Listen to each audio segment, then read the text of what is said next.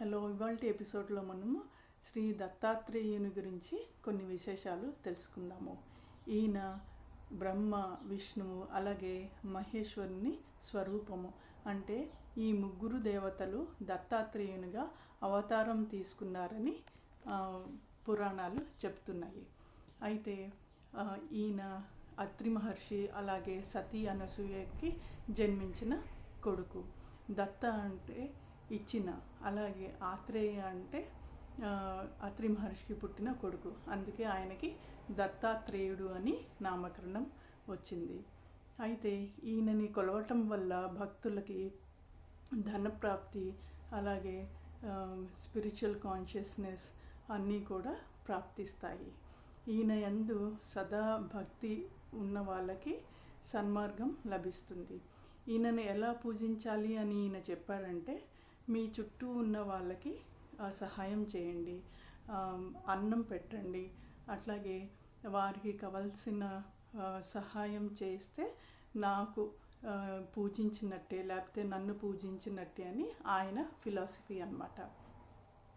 అయితే ఈ దత్తాత్రేయుని పుట్టుకకు ఉన్న కారణం కథ ఒకటి చెప్పుకుందాము.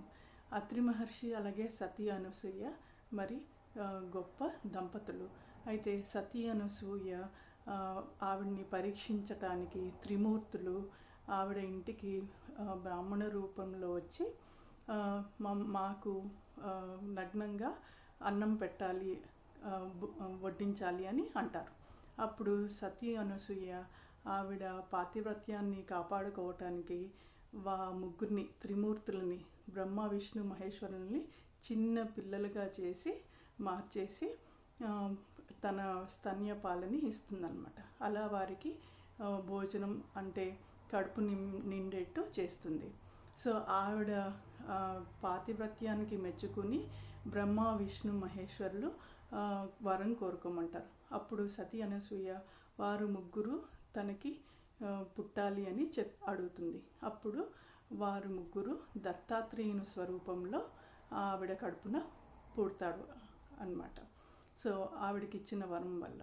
సో అందుకే ఈ పుట్టిన కొడుకుకి దత్తాత్రేయుడు అని నామకరణం చేస్తాడు. సో అది అన్నమాట కదా.